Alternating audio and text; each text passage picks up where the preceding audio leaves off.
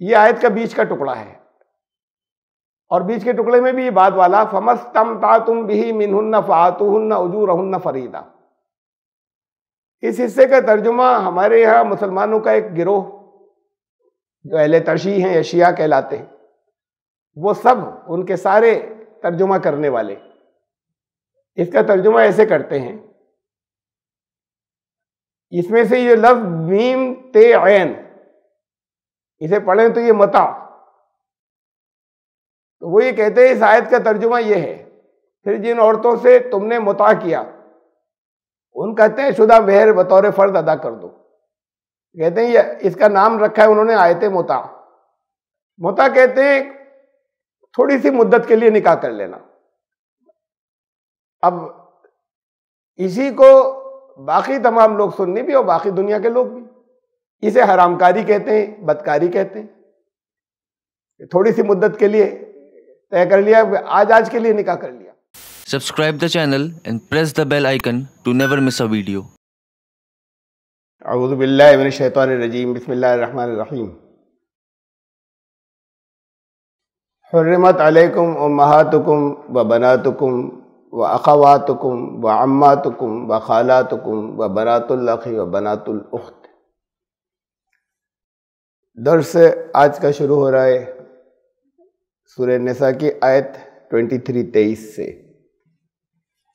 یہ 23 گزر چکی ہے اور اصل میں 24 بھی پوری ہو گئی تھی، 24 بھی، لیکن کچھ چیزیں رہ گئیں ان دونوں کے اندر، تو ان کو ہم کچھ کافی مفید باتیں ہیں کچھ 23 میں 23 میں اور یاد رکھنے کے لیے، اور 24 جو ہے وہ اس میں ایک بہت امپورٹنٹ ڈسکشن ہے جس کا میں نے پچھلی بار ختم ہوتے ہوئے ذکر کیا تھا، تو اس لیے پھر یہ آج کا درس 23 سے 25 تک۔ ابھی میں نے ایک حصہ پڑھا اس کا آیت کا خالی 23 کا، تم پر نکاح کے لیے حرام کر دی گئیں تمہاری مائیں، بیٹیاں، بہنیں، پھوپھیاں یعنی باپوں کی بہن، خالائیں، بھتیجیاں اور بھانجیاں، وَأُمَّهَاتُكُمُ اللَّاتِي أَرْضَعْنَكُمْ وَأَخَوَاتُكُمْ مِنَ الرَّضَاعَةِ وَأُمَّهَاتُ نِسَائِكُمْ وَرَبَائِبُكُمُ اللَّاتِي فِي حُجُورِكُمْ مِن نِسَائِكُمُ اللَّاتِي دَخَلْتُمْ بِهِنَّ۔ وہی جاری ہے، حرام کون کون ہیں، رشتہ جن سے نہیں کیا جا سکتا، نکاح جن سے کرنا منع ہے، اور وہ جن ماؤں نے تمہیں دودھ پلایا، یعنی رضائی رشتے کہلاتے ہیں یہ، جو دودھ سے ہوتے ہیں، دودھ پینے سے، چاہے وہ خون سے نہ ہو، اور تمہاری دودھ شریک بہنیں جیسے ریئل سسٹر، جیسے رضائی بہنیں کہ تم نے جن کا دودھ پیا، یعنی تمہاری ماں نے کسی کو دودھ پلایا تھا، کسی بچی کو، تو وہ بہن ہو گئی، یا کسی لڑکی کی ماں کا بچپن میں تم نے دودھ پیا تھا تو وہ بہن ہو گئی، اور تمہاری ساسیں اور تمہاری ان بیویوں سے پیدا جن سے پیدا سوتیلی لڑکیاں جن سے تمہارا تعلق جسمانی رشتہ قائم ہو چکا ہو، اور وہ جنہوں نے تمہاری گودوں میں پرورش بھی پائی ہو۔ چل رہا ہے ابھی ان رشتوں کا بیان، لیکن اگر ان سوتیلی بیٹیوں کی ماؤں سے خلوت نہ ہوئی ہو، رشتہ قائم نہ ہوا ہو جسمانی، تو تم پر اس نکاح میں کوئی حرج نہیں ہے، کوئی گناہ نہیں ہے۔ یعنی سوتیلی بیٹیاں ہیں، نکاح ہوا کسی عورت سے، اس کی کسی اور ہسبینڈ سے کوئی لڑکی تھی، تو سوتیلی بیٹیاں جیسے بیٹیوں سے منع تھا اس سے بھی منع ہے، لیکن اگر اس عورت سے ابھی رشتہ قائم نہیں ہوا اور طلاق ہو گئی تو پھر ان کی لڑکی سے نکاح کیا جا سکتا ہے۔ تمہاری سگی بہویں یعنی ان بیٹوں کی بیویاں جو تمہارے ہی صلب سے ہیں، اور یہ بھی منع ہے نکاح میں کہ دو بہنوں کو ایک ساتھ اکٹھا کرو، وَأَن تَجْمَعُوا بَيْنَ الْأُخْتَيْنِ إِلَّا مَا قَدْ سَلَفَ، سوائے اس کے کہ جو پہلے ہو گیا تو ہو گیا۔ بے شک اللہ مغفرت فرمانے والا اور رحیم ہے، ان اللہ کان غفور الرحیم۔ یہ آیت بھی گزر چکی تھی، اس کی تشریح بھی گزر چکی تھی، لیکن یہ زبانی یاد رکھنے کے مقابلے میں کہ رشتے کون کون سے حرام ہیں، ایک فارمولہ ہے جو میرے ذہن میں آیا تھا، اسے میں نے طرح طرح سے رکھ کر دیکھا تو وہ بڑا آسان ہو جاتا ہے پھر اسے یاد رکھنے کے مقابلے میں۔ لیکن اس سے پہلے یہ سے بھی دیکھ لیں کہ یہ تو یہ بتایا نا، کسی مردوں سے کہا گیا کہ تمہاری مائیں نکاح کے لیے حرام ہیں، ماؤں سے نکاح نہیں کر سکتے۔ یہ وہ رشتے ہیں جو ہمیشہ کے لیے حرام ہے، دائمی۔ اور یہ آخر میں ایک بتایا تھا، اس میں 2 سگی بہنیں ایک ساتھ نہ اکٹھی ہوں نکاح میں، تو یہ دائمی نہیں ہے۔ جیسے سالی وائف کی بہن، اگر وائف کا انتقال ہو جائے تو اس سے نکاح ہو سکتا ہے، ہمیشہ کے لیے نہیں ہے یہ، تو اس لیے یہاں واضح کر دیا کہ ایک ساتھ جمع نہ ہو۔ اس کے علاوہ جتنے بیان ہوئے وہ پرماننٹ حرام ہیں رشتے،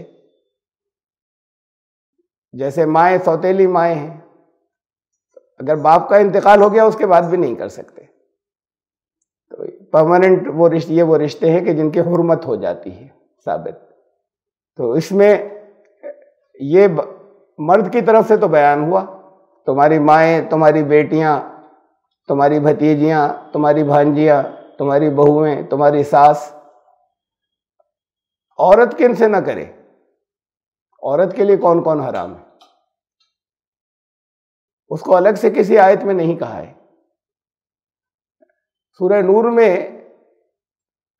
تو وہ رشتے بیان ہوئے ہیں کہ جن سے، اس میں زیادہ تر ہیں یہ، لیکن 100% ایسے ہی نہیں ہیں، چند ایک اور بھی ہیں جن سے اپنا ستر چھپانا ہے۔ لیکن نکاح کن کن سے نہیں کرے، یہ عورتیں کن سے نہ کریں، یہ اس کے لیے الگ سے کوئی آیت نہیں آئی، تو وہ انہی میں سے نکلتے ہیں۔ یہ جو بیان ہوا، تمہاری مائیں، اب ماؤں کی طرف سے گنیے تمہارے بیٹے، اسی سے ریورس آپ دیکھیں تو وہ سارے رشتے نکل آتے ہیں جو عورتوں کے لیے کن مردوں سے نکاح وہ نہیں کر سکتی۔ دیکھیں یہ ہیں، وہ یہ ٹیبل بنا دی میں نے۔ مردوں کے لیے یہ تو آیت میں بیان ہوا کہ تمہاری مائیں، ماں کی طرف سے جب اسے گنے تو ماں کا بیٹا ہے وہ، مردوں کے لیے تمہاری مائیں ہیں، ماں عورت ہے، عورت کا بیٹا، ادھر سے اگر ریورس گنے تو ماں بیٹا، ان میں آپس میں رشتے حرام ہیں۔ تو ماں بیٹا جب کہا جائے گا تو اس کا مطلب یہ ہوا کہ مرد ماں سے نہیں کر سکتا اپنی، ادھر عورتیں جو ہیں وہ اپنے بیٹے سے نہیں کر سکتی۔ پھر یہ نیکسٹ آیا تھا اس کے اندر، آیت کے اندر، کہ ڈاٹرز، تمہاری بیٹیاں۔ تو اب اس کا ایکویولنٹ مرد کی لڑکی، تو لڑکی کا کون ہوا؟ وہ باپ جس کی بیٹی ہے، یہ ہو گئے باپ بیٹی۔ لیڈیز کے لیے کہ تمہارے والد، تمہارے فادر۔ پھر آیا تھا تمہاری بہنیں، اس کا ریورس ہوا، اگر ہم عورت کی طرف سے اس کو سمجھنا چاہیں تو تمہارے بھائی، بھائی بہن میں رشتہ جو ہے وہ حرام ہے نکاح کا۔ یہاں تھا پھوپھی تمہاری، باپ کی بہن، تو وہ عورت کی طرف سے کیا ہوا؟ عورت کی طرف سے وہ ہوا باپ کی ادھر بہن، تو بھائی کا لڑکا۔ جب ادھر سے ہم ادھر لیڈی کی طرف سے اگر ہم ریورس ادھر آئیں، بھائی کا لڑکا بھتیجا ہو گیا، تو یہ پھوپھی بھتیجے، ان میں نکاح آپس میں منع ہے۔ خالہ، والدہ کی بہن، ماں کی بہن، ادھر سے جب گنیں گے ہم تو بہن کا لڑکا، یہ ہو گیا بھانجا۔ خالہ اور بھانجے میں نکاح جو ہے وہ منع ہے۔ ایسے ہی بھتیجی، تو بھتیجی کے لیے ہو جائے گا چچا، جب عورت کی طرف سے ہوگا چچا بھتیجی۔ جیسے اوپر آیا تھا پھوپھی بھتیجا، یہاں یہ رشتہ ہے بھتیجی مرد کے لیے اور عورت کے لیے چچا۔ ماموں بھانجی، مرد کے لیے بھانجی، یہ رشتہ بیان ہوا ہے آیت کے اندر۔ اسی سے ڈیرائیو ہوتا ہے کہ عورت کے لیے کون منع ہے؟ ماموں۔ ساس، داماد، ساس اور داماد، جب ہم عورت کی طرف سے دیکھیں تو وہ داماد ہے، بہو اور سسر، فادر ان لا. یہ رشتے جو ہیں یہ دونوں طرف سے آیت میں بیان ہوئے کہ مردوں کے لیے کن سے نکاح منع ہے. اس میں وہ نہیں لیا میں نے کہ جو ٹیمپریری ہے، پرماننٹ منع والے خالی لیے اس ٹیبل کے اندر. ٹیمپریری کی مطلب یہ کہ اگر کسی ایک کا انتقال ہو جائے تو کر سکتے ہیں، جیسے دو سگی بہنوں کو ایک ساتھ نکاح میں نہیں رکھ سکتے، لیکن اگر وائف کا انتقال ہو جائے تو اس کی بہن کو پھر سے نکاح ہو سکتا ہے. تو یہ وہ ہیں جو پرماننٹ حرام ہے، خالی ان کی میں نے یہ ٹیبل بنائی ہے تاکہ یہ سہولت ہو جائے کہ انہی سے ڈیرائیو کر کے کہ اگر معلوم کرنا ہے کہ عورت کن کن سے نہ کرے تو وہ اسی آیت سے نکلتا ہے، انہی رشتوں سے یہ ڈیرائیو ہوتا ہے. پھر بھی یاد نہیں رہتے تو اس کے لیے ایک فارمولا ہے جو ذہن میں آیا تھا. دیکھیے یہ دو لنک تک رشتہ ناجائز ہے. اب لنکس کیا ہیں؟ امیڈیٹ رشتے کیا کیا ہیں جن سے ڈائریکٹ منع ہے؟ یہ پہلا لنک ہے. اب لڑکا یا لڑکی، اولاد اور ماں باپ، یہ ڈائریکٹ لنک ہے. اور بہن بھائی، ہسبینڈ وائف، یہ چار ہیں ڈائریکٹ والے. اب ان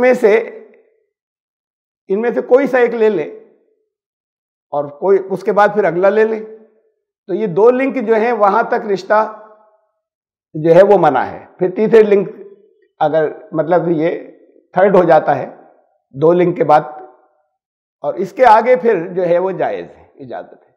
جیسے والدہ کی بہن، اب یہی تو تھا نا اس کے اندر خالہ کون ہوئی؟ ایک لنک والدہ، یہ اوپر والے کو دیکھیں آپ. دوسرا لنک والدہ کی سسٹر، ان سے یہاں تک نکاح منع ہے، دو لنک تک. ایسے اس کا الٹا بھی ادھر سے دیکھ لیں گے آپ. بہن کا لڑکا، خالہ بھانجے، اس کا ریورس ہم دیکھیں تو خالہ بھانجے. خالہ بھانجا کون ہوا؟ بہن کا لڑکا. اب یہ دو لنکس تک جو ہے وہ حرام ہے، یعنی ڈائریکٹ لنکس کو آپ دیکھیں گے. یہ بہو ڈائریکٹ لنک نہیں ہے، ساس ڈائریکٹ لنک نہیں ہے. ساس کیا ہے؟ کسی کا ڈائریکٹ رشتہ نہیں ہوتا.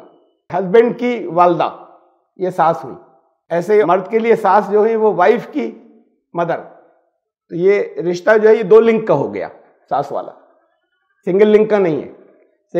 اس میں سنگل لنک کا جو رشتے ہم کاؤنٹ کریں گے وہ پیرنٹس، والدین، بچے جن سے ڈائریکٹ لنک ہے، بھائی بہن اور ہسبینڈ وائف. ان کے علاوہ وہ ڈائریکٹ لنک والے نہیں ہیں. اس کے بعد جو آتے ہیں جیسے میں نے آپ سے کہا سسر، تو یہ بھتیجا، بھانجا، پھوپھی، باپ کی بہن. پھوپھی ڈائریکٹ رشتہ نہیں ہوا. اس سے ان کا وائف کا بھائی، یہ تو کیا ہوا؟ سالہ. یہ ہوا نا.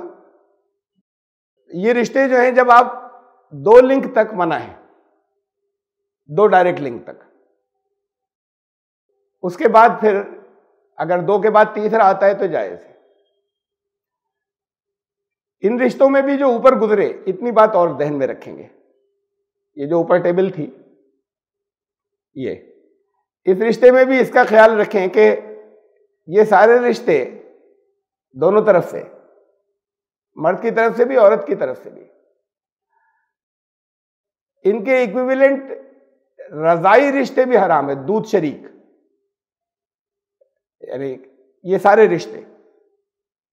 پھوپھی کوئی ایسے ہوئی ہو جیسے دودھ شریک، باپ کی دودھ شریک بہن، باپ کی سگی بہن بھی، اور باپ کی ایسی بہن کہ دونوں نے ایک کا دودھ پیا ہو کسی کا. تو یہ سارے رشتے جو ہیں یہ رضائی رشتے بھی، یہی جتنے بیان ہوئے یہ رضا سے بھی یہ رشتے حرام ہیں. یہ بات کلیئر ہو گئی ہوگی. اب یہ اس کے بعد پھر یہ آ رہی ہے آپ کی، اس میں آپ جو میں رول سمجھا رہا تھا، تو اب یہ رول سے پھر آپ کو رشتے یاد نہیں رکھنے ہوں گے، کوئی بتائے یا سوچیں کہ یہ جائز ہے یا ناجائز، تو یہ دیکھ لیں کہ لنک 2 ہیں یا 2 سے بڑھ گئے آگے. 2 لنک تک رشتے وہ ہیں جو حرام ہیں. اب یہ سیکنڈ ایگزامپل ہے، جیسے بھائی کی بیٹی. بھائی ڈائریکٹ لنک ہے، بیٹی ڈائریکٹ لنک ہے. بھائی کی بیٹی یہ ڈائریکٹ لنک نہیں ہے. بھائی کی بیٹی ہوئی بھتیجی. اب یہ رشتہ تھا بھتیجی، اور ادھر کون ہے؟ وہ چچا. تو یہ اگر ہم اس کے ریورس چلیں، یہ بیٹی تھی تو ان کا باپ ہوا، باپ کے بھائی. سیکنڈ ایگزامپل میں ادھر عورت ہے، ہم ریورس چلیں، پھر مرد آ رہے ہیں، ان کا باپ بیٹی ہیں، یہ باپ سیکنڈ ایگزامپل میں، اور اس کے بعد پھر باپ کے بھائی چچا. ایسے ہم چل رہے ہیں تو بھتیجی، چچا بھتیجی. ایسے ہی پھر لاسٹ ایگزامپل ہے، جیسے یہ میں نے الگ الگ لے کے صرف اب جتنے بھی ہیں انہیں آپ خود نکال سکتے ہیں. بیٹے کی وائف 2 لنک ہو گئی. بیٹا ایک ڈائریکٹ لنک ہے، ہسبینڈ وائف ڈائریکٹ لنک ہے. بیٹے کی وائف، یا ہم کہہ دیں بیٹی کا ہسبینڈ، کچھ بھی، مطلب یہ اس کے اندر آپ کوئی بھی 2 جو ڈائریکٹ لنک ہے انہیں آپ ٹرائی کریں. تو ڈائریکٹ لنکس کے اندر 2 لنک تک جو رشتہ آتا ہے ان رشتوں میں آپس میں نکاح منع ہے. اس کے بعد اگر رشتہ اتنی دور ہو جاتا ہے کہ 3rd لنک ہو جائے، ڈائریکٹ لنک جو ہے وہ 2 کے بعد پھر اگلا آئے، تو پھر وہ حرام نہیں ہے. جیسے چچا زاد بہن ہے تو وہ کیا ہوئی؟ چچا کی لڑکی، باپ کے بھائی کی لڑکی. اب یہ 2 لنک سے آگے بڑھ گیا، باپ بھائی لڑکی، درمیان میں 3 لنک آ گئے، تو وہ چچا زاد بہن ہو گئی، وہاں جائز ہے. باپ کے بھائی سے جائز نہیں ہے چچا بھتیجی. بیٹے کی بیوی، یہ بیٹے کی بیوی کیا ہوئی؟ بہو. ادھر سے ہم ریورس چلیں، رائٹ سے لیفٹ کو، ادھر عورت ہے، ان کا ہسبینڈ اور ہسبینڈ کے والد سسر، بہو سسر. آپ ادھر سے چلیں ادھر سے چلیں، 2 ڈائریکٹ لنک تک جو رشتہ آتا ہے ان رشتوں میں آپس میں نکاح منع ہے. وہ لنک اگر ڈائریکٹ لنک آپ کا، چاہے وہ بولنے میں ایک ہی نام رشتے مقرر ہو گئے، جیسے میں نے بھی کہا چچا زاد بہن، تو وہ بولنے میں چاہے ایسا آ رہا ہو کہ جیسے ساس ہے تو وہ ڈائریکٹ لنک نہیں ہے، بولنے میں ایک ہی نام ہے، لیکن اصل میں ساس جو ہے وہ ہسبینڈ یا وائف کی ماں کو کہتے ہیں. تو یہ اصل میں 2 لنک پر ہے، یہ ڈائریکٹ لنک نہیں ہے. تو ایسے ہی جب درمیان میں 2 ڈائریکٹ لنک ہیں وہاں تک تو منع ہے. تیسرا پھر لنک آتا ہے جب اس کے بعد جو رشتہ آتا ہے وہاں سے جائز ہے. یہ آپ کو فارمولہ یاد رہے گا تو پھر وہ لسٹ یاد نہیں کرنی پڑے گی، چاہے وہ لڑکی کی طرف سے دیکھیں آپ، چاہے لڑکے کی طرف سے دیکھیں. اس پر میں نے اور غور کیا تھا، تو اس میں ایک سب رول، یعنی اس رول کے انڈر میں ایک چیز اور ہے، اس کا خیال رکھنا ہوگا. یہ دیکھیے، یہ رشتے یہ ہے جو اوپر میں نے بتائے تھے ابھی، والدین، اولاد، بھائی بہن اور ہسبینڈ وائف، ابھی جو نام لیا تھا. اس میں والدین اور اولاد تو ڈائریکٹ رشتے ہیں، لیکن ان دونوں کو بھی ہم نے کہا اس کے نقطہ نظر سے بھائی بہن اور زوج کو بھی ڈائریکٹ مانا اس فارمولے کے حساب سے. بھائی بہن جو ہے وہ اصلاً کسی کا بھائی کون ہوا؟ ڈائریکٹ نہیں ہے اصلاً رشتہ، بلکہ باپ یا ماں کا لڑکا یہ بھائی ہوا، باپ یا ماں کی لڑکی یہ بہن ہوئی. لیکن اس رشتوں کے حساب سے بھائی بہن کو ڈائریکٹ ہی لنک کاؤنٹ کیا ہے. وراثت کے اندر بھی ایسا ہوتا ہے کہ بھائی بہن کا حصہ بعد میں آتا ہے، جب یہ نہیں ہوتے اولاد والدین تب بھائی بہن کو حصہ ملتا ہے. تو بھائی بہن کا نمبر نیکسٹ آ رہا ہے. رشتے حرام نہیں، یہ جو فارمولہ آپ کو بتایا اس کے حساب سے یہ بھائی بہن اصلاً تو ڈائریکٹ لنک نہیں ہے، لیکن اسے ڈائریکٹ لنک مانیں گے. اور ہسبینڈ وائف ڈائریکٹ لنک ہیں، لیکن یہ عہدی رشتہ ہے، کانٹریکچول، خونی رشتہ نہیں ہے. تو ان دونوں میں، لاسٹ کے دونوں میں تھوڑا سا فرق ہے. اس لیے جب یہ دونوں کمبائن ہوں، یعنی 2 لنک انہی سے بن رہے ہوں، آخری والے دونوں سے، تو پھر وہ رشتہ جائز نہیں. ان دونوں سے اگر بن رہا ہے رشتہ بن رہا ہے، یہ جیسے بھائی کی بیوی، تو بھائی کی بیوی کیا ہوئی؟ بھابھی. تو اس میں رشتہ جائز ہے بشرطے کہ بھائی کا انتقال ہو جائے، پرماننٹ حرام نہیں ہے. ایسے جیسے سوتیلی بھتیجی سے نہیں کر سکتے، چاہے درمیان میں جو ہے وہ چچا سے نہیں کر سکتے، چاہے والد کا انتقال ہو گیا بیچ میں، والد کے تھرو تو تھے چچا، والد کا انتقال ہو گیا اب بھی نہیں کر سکتے، چچا بھتیجی کی نہیں ہوگی. لیکن ان کے درمیان میں ہو جائے گی اگر ان کا درمیان میں انتقال ہو گیا، کسی کا انتقال ہو گیا. تو اس میں اتنا فرق ہے. اگر ہم یہ بعد والے کو دونوں کو یہ دونوں بعد والے سے بنے، دیکھیے یہ دونوں رشتے، یہ رشتہ جو بنا ہے یہ ان دونوں لنک سے بنا ہے، بعد والے لنک سے. بھائی کی وائف، تو اس میں بھاوش سے نکاح ہو سکتا ہے، پرماننٹ حرام نہیں، تب جب بھائی کا انتقال ہو جائے ان کے بعد. یا یہ نیچے والے بھی دیکھیے انہی سے بنائے آخر کے دونوں سے. تو بیوی کی بہن سالی ایک ساتھ نہیں کر سکتے، وائف کا انتقال ہو جائے تو کر سکتے ہیں اسے، یعنی پرماننٹ حرام نہیں ہے، یہ کنڈیشنل ہے. یہ اگر یہ لنک دونوں ان سے مل کے بن رہے ہیں، دونوں کوئی ایک ان میں ہے تو ٹھیک ہے. اوپر دیکھیے، اوپر جو گزرا تھا کہ اس میں وہ وائف والا بھی آیا ہے درمیان میں، اور اس کے اندر درمیان میں بھائی بہن والا بھی آیا ہے، لیکن وہ دونوں کمبائن نہیں ہوئے، یہ بعد والے دونوں، یعنی دونوں لنک اگر انہی میں سے آ رہے ہیں، بعد کے دونوں میں سے، جو بھائی بہن والا ہسبینڈ وائف والا، اگر دونوں اس میں سے آ رہے ہیں تو پھر وہ پرماننٹ حرام نہیں ہے، وہاں کنڈیشن ہے. یہ لنک خالی یہی دونوں نہیں ہیں لاسٹ والے، بلکہ چاہے یہ ہو شروع والے دونوں ہوں، چاہے اس شروع والے کے ساتھ ایک ملا ہوا ہو، پہلے دونوں کے ساتھ میں بعد کے دونوں میں کا کوئی ملا ہوا ہے، یہ لنک ہے، تب وہ رشتے پرماننٹ حرام ہے. کلیئر ہو گئی؟ نہیں ہوئی کچھ لوگوں کو؟ کیا پھر سے سمجھ لیجئے. اس میں والدین، بیٹا بیٹی، اولادیں، بھائی بہن، ہسبینڈ وائف، یہ چار رشتے ڈائریکٹ مانے گئے. دو لنکس تک ان میں سے کوئی بھی دو اٹھا لیں آپ تو رشتہ حرام ہے. لیکن اگر وہ دو لنک ان سے بن رہے ہیں، بعد والے دونوں سے، صرف بعد والے دونوں، تو پرماننٹ حرام نہیں ہے. بیچ میں درمیان میں انتقال ہو جائے جو درمیانی لنک ہے تو پھر وہ رشتہ ہو سکتا ہے، پرماننٹ حرام نہیں ہے. اب آگے سمجھ میں؟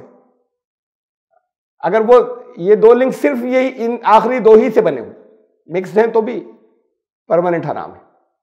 تو یہ ہے فارمولہ. یہ اگر یاد رہے تو پھر وہ لسٹیں یاد نہیں کرنی ہوں گی کہ آیت نکال کر دیکھ رہے ہیں کہ جائز ہے یا ناجائز ہے، یا کسی سے پوچھ رہے ہیں.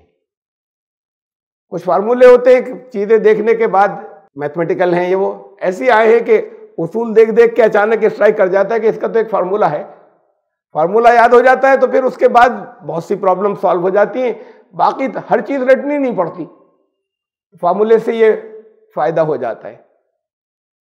بہت پرانی بات ہے، ایک ہمارے دوست تھے غیر مسلم، انتقال ہو گیا ان کا، بہت اچھے دوست تھے. ان کے بچے نے مجھ سے پوچھا، ان کے لڑکے نے، کہ انکل وہ ان کو ایلیمنٹری اردو پڑھ رہے تھے اسکول میں، وہ کچھ وہ کہہ رہا تھا تو انہوں نے کہا بھائی ان سے پوچھ لو، انکل سے پوچھ لو، اپنے یہ اردو اچھی جانتے ہیں، ان سے پوچھ لو، اور تو ہمارے دوست آتے وہ نہیں بتا پائیں گے. اس نے کہا انکل یہ سمجھ میں نہیں آتا کہاں پر یہ اردو کے اندر کون سا لیٹر ملائیں اور کون سا نہیں ملائیں. مل کر ہوتے ہیں نا، جیسے اگر ہم نے لکھ دیا امام تو الف میم الف، یہاں تک تو ملایا، اور پھر وہ میم جو ہے وہ نہیں ملایا، آخر میں میم الگ سے لکھ دیا. اسرار الف سین رے تو ملایا، آخری رے الگ سے لکھ دیا. تو یہ کہہ رہا تھا یہ سمجھ میں نہیں آ رہا کہاں پہ ملے گا کہاں نہیں ملے گا، سب رٹنا ہی پڑتا ہے کہ یہ ایسے لکھا جائے گا. اب یاد نہیں ہوتا. اب ایلیمنٹری اردو تھی، اسی وقت اچانک ہی اسٹرائک ہوا تھا، یعنی بالکل اچانک اسٹرائک ہوا. تو میں نے کہا ایک فارمولہ اس کا یاد کر لو، کیونکہ ذرا سا میں نے سوچا کہ کن کن لفظوں کو نہیں ملانے، تو عجیب سے نکل کے آیا، بڑا آسان اردو.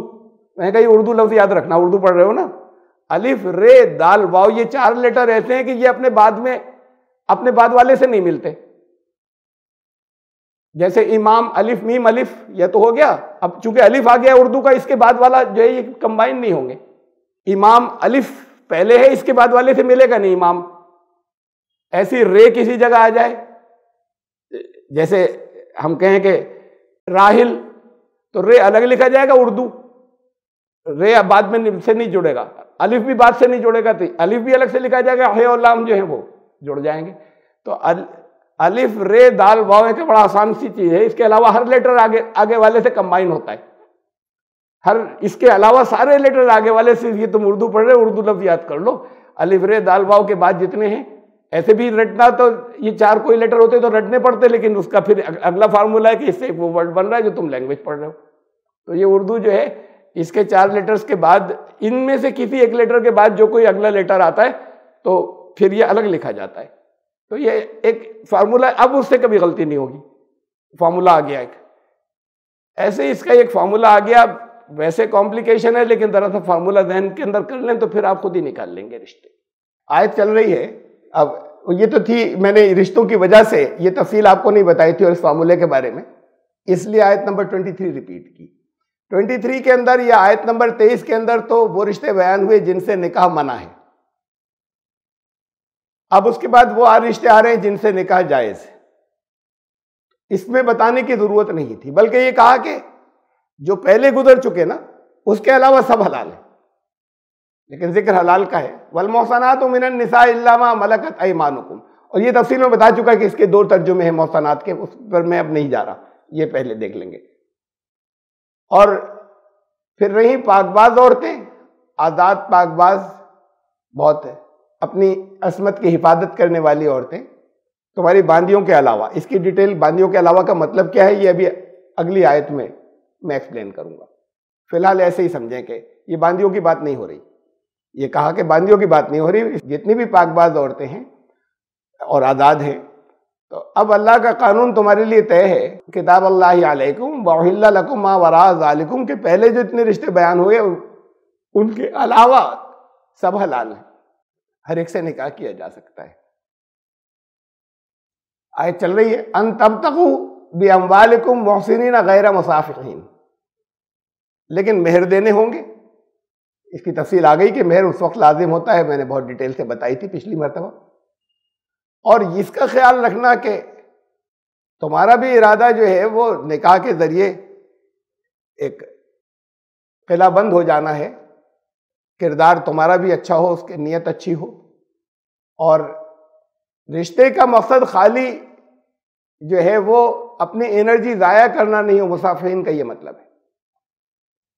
رشتے کا مقصد جو ہے وہ اپنی خالی انرجی ضائع کرنا نہیں ہے، بلکہ عزت کے ساتھ میں زندگی گزارنا، اور اس کے پھر مقاصد بھی ہیں آگے.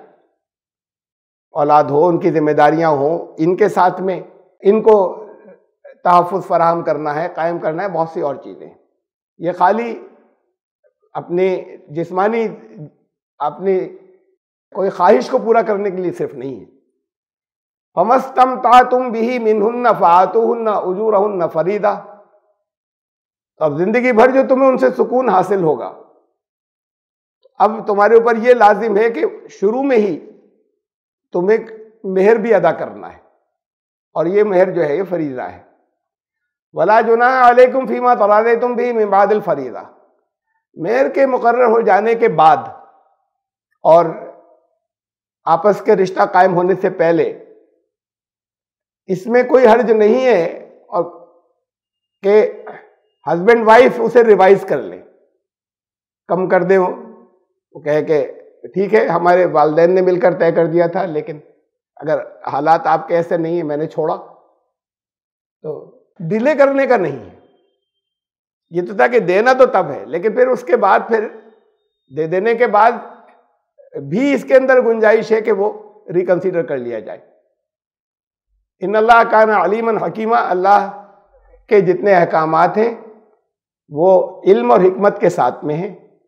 وہ جانتا ہے کیا ضروری ہے اور وہ حکمت والا ہے. ان احکامات میں حکمت ہے.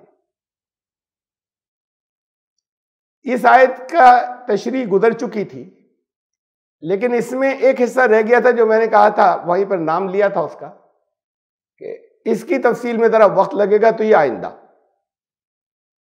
یہ آیت کا بیچ کا ٹکڑا ہے، اور بیچ کے ٹکڑے میں بھی یہ بات والا فَمَسْتَمْتَعْتُمْ بِهِ مِنْهُنَّ فَآتُوهُنَّ أُجُورَهُنَّ فَرِيضَةً۔ اس حصے کا ترجمہ ہمارے یہاں مسلمانوں کا ایک گروہ جو اہل ترشیح ہیں یا شیعہ کہلاتے ہیں، وہ سب ان کے سارے ترجمہ کرنے والے اس کا ترجمہ ایسے کرتے ہیں، اس میں سے یہ لفظ میم تے عین، اسے پڑھیں تو یہ متاع، تو وہ یہ کہتے ہیں اس آیت کا ترجمہ یہ ہے، پھر جن عورتوں سے تم نے متاع کیا ان کا طے شدہ مہر بطور فرض ادا کر دو۔ کہتے ہیں یہ اس کا نام رکھا ہے انہوں نے آیت متاع، شیعہ حضرات نے۔ قرآن شریف میں یہ سوال میرے سامنے آتا ہے، کئی بار آیا ہے، صاحب کون سا ترجمہ پڑھیں؟ میں کہتا ہوں کوئی سا بھی پڑھ لو، سب ایک ہے۔ اصل میں انٹرپریٹیشن میں فرق ہوتا ہے، چند ہی ہیں، ایک دو ہی ہیں، چند آیات کے اندر پھر بعض گروہوں میں کچھ ہے اختلاف۔ تو اس میں شیعہ سنی کے درمیان میں یہ اختلاف ہے کہ شیعہ اس کا ترجمہ کرتے ہیں کہ جن عورتوں سے تم نے متاع کیا ہے، اور ویسے اس کا ترجمہ اصلاً جس سے پہلے چلا آ رہا تھا، جو آخر تک آیت کے اندر فٹ ہوتا ہے، پوری آیت کا ہم کر گئے ترجمہ، اسی نکاح کا ذکر چل رہا ہے کہ جب ان کے ساتھ میں تم نے زندگی گزاری، زندگی خوشگوار ایک گزاری، تو اب یہ ضروری ہے ایک ذمہ داری کے طور پہ مہر شروع میں دے دو۔ یہ آیت کا ترجمہ اور آگے چل رہا تھا ایسے۔ اب یہ اسے وہاں بریک کر کے یہ یہاں کہتے ہیں اس کا ترجمہ جو ہے وہ یہ ہے کہ جن عورتوں سے تم نے متاع کیا ان کی مہر دے دینا۔ یہ کہتے ہیں کہ یہ آیت متاع کے نام سے ان کے یہاں مشہور ہے، اور یہ کہتے ہیں متاع یہ نہیں کہ اس آیت ہی کے اندر متاع جو ہے اس کے نازل ہونے کے بعد شریعت کے اندر متاع کا حکم آ گیا، ان کا حکم تو پہلے سے تھا۔ اصل میں وہ جو حکم پہلے سے تھا، یہاں پر اس کا مہر کے بارے میں کہا کہ مہر بھی اس کے اندر دینا، ورنہ حکم تو تھا ہی اس کا، یہ نہیں کہ اس آیت سے کوئی حکم آیا متاع کا۔ متاع اصل میں ہے کیا، تھوڑی سی اس کی ڈیٹیل سمجھ لیں، یا متاع اور نکاح میں فرق کیا ہے۔ متاع کہتے ہیں تھوڑی سی مدت کے لیے نکاح کر لینا۔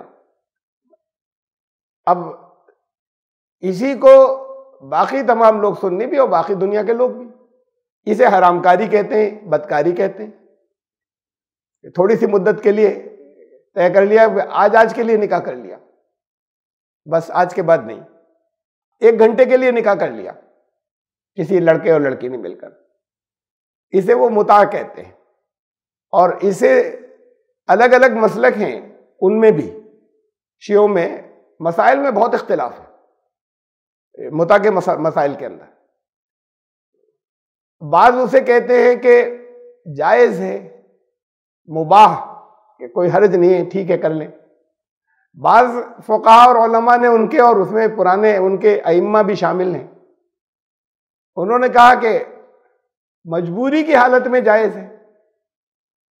بعض نے کہا، اور بڑی کثرت سے انہی کو بیان کیا جاتا ہے، کہ بہت ثواب کا کام ہے، بڑے اجر کا کام ہے، اور ایک سنت ہے منقطع ہو رہی ہے، اس کو تو جاری کرنا بہت ضروری ہے، اور جاری رکھنا بہت ضروری ہے۔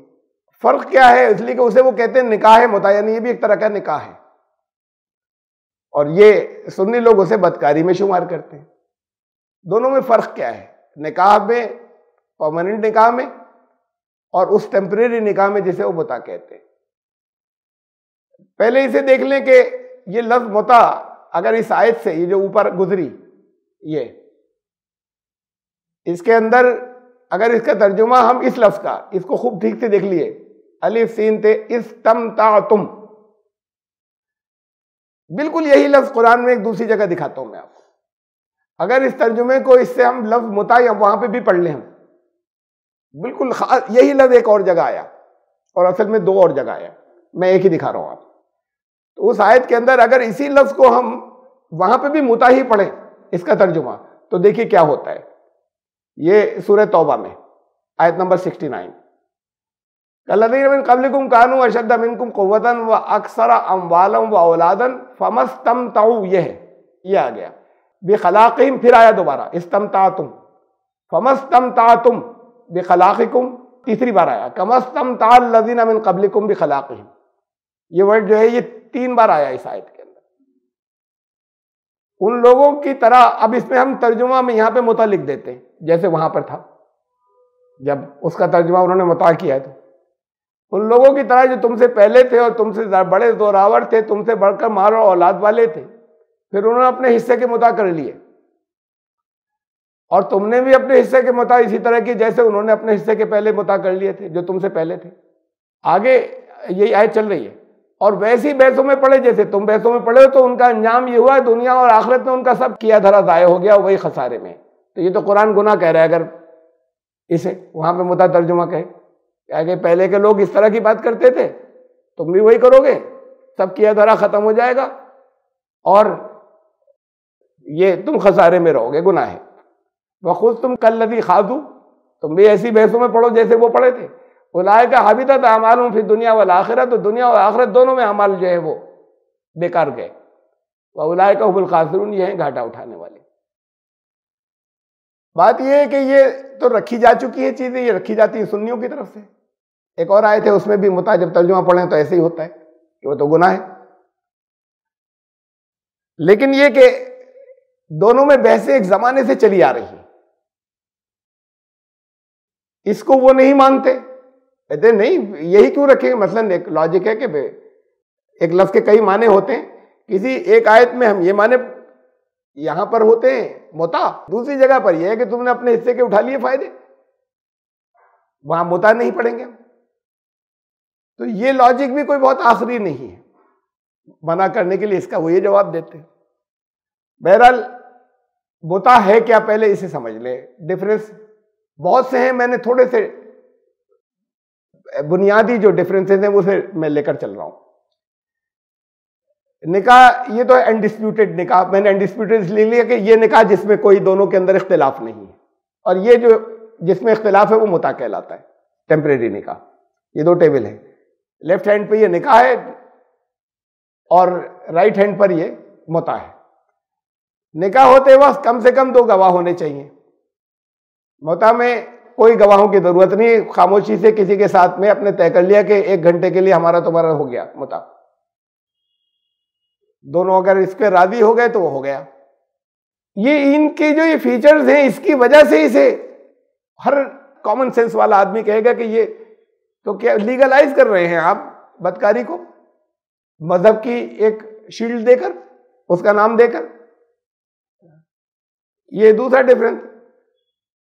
ہسبینڈ کے اوپر بیسک ذمہ داری ہسبینڈ کی ہے بنیادی، سوائے اس کے کہ نکاح ہوتے وقت کوئی ان میں ایگریمنٹ رہا ہو کہ بھئی تمہارے حالات اچھے نہیں ہیں، سپورٹ یہ کریں گے، وائف کے گھر والے کر دیں، کوئی آپس کا ایگریمنٹ ہو تو الگ بات ہے. ورنہ بیسیکلی ہسبینڈ کی ذمہ داری ہے کھانے کپڑے رہنے کا انتظام کرے اور نفقہ، اس کے اخراجات اور سارے اٹھانے کا. یہ بنیادی ذمہ داری ہسبینڈ کی ہے. یہاں کوئی ذمہ داری نہیں ہے متع میں، چاہے وہ 20 سال کے لیے کیا ہو. مدت ضروری ہے طے کرنا، اس میں فار لائف کی بات نہیں ہوتی، اسپیسیفک مدت ضروری ہے. چاہے وہ 20 سال کے لیے کیا ہو، چاہے وہ 30 سال کے لیے کیا ہو، چاہے 30 منٹ کے لیے کیا ہو، کوئی اس کی ذمہ داری نہیں ہے کہ تمہارا خرچہ ہمیں اٹھانا ہے. تو اپنے خرچے سے دونوں بس ساتھ میں ہیں، ہم نے متع کر لیا، تمہاری کوئی ذمہ داری ہمارے اوپر نہیں ہے خرچے کی یا اخراجات کی، نہ رہائش کی نہ رہنے کی ذمہ داری. اگر رہنے کی نہیں ہے تو پھر روز آؤ اور روز جاؤ جس وقت بلائیں.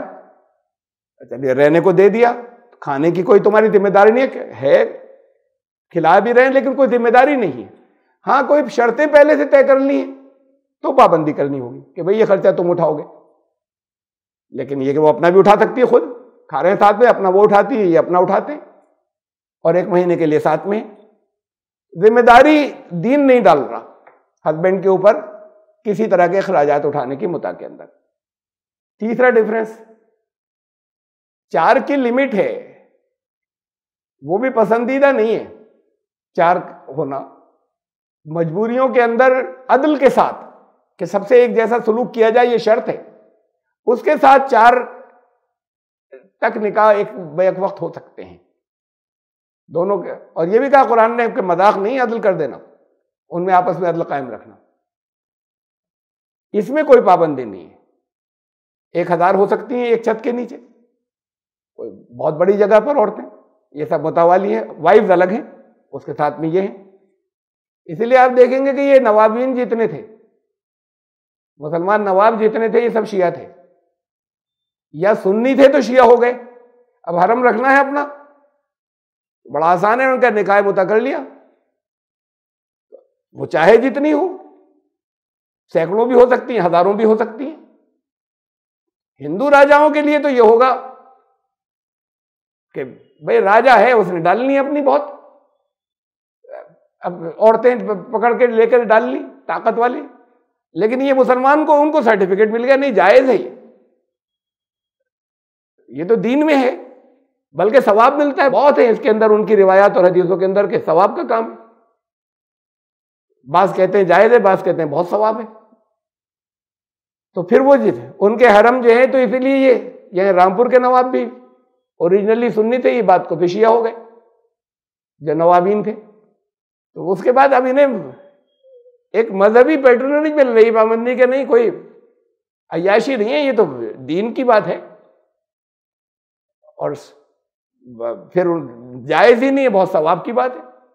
تو حرم انہوں نے بنا لیا. اس لیے سارے یہ بڑی کنوینئنٹ بات ہے. تو یہ جو زیادہ ایفورٹ کر سکتے تھے وہ تو پرماننٹ اپنا حرم بنا لیتے تھے.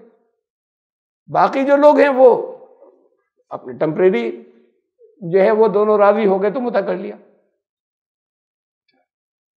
چوتھا فرق یہ ہے کہ وائف کو جو ہے وہ اسلام نے ترکے میں حصہ رکھا ہے، انہیریٹنس.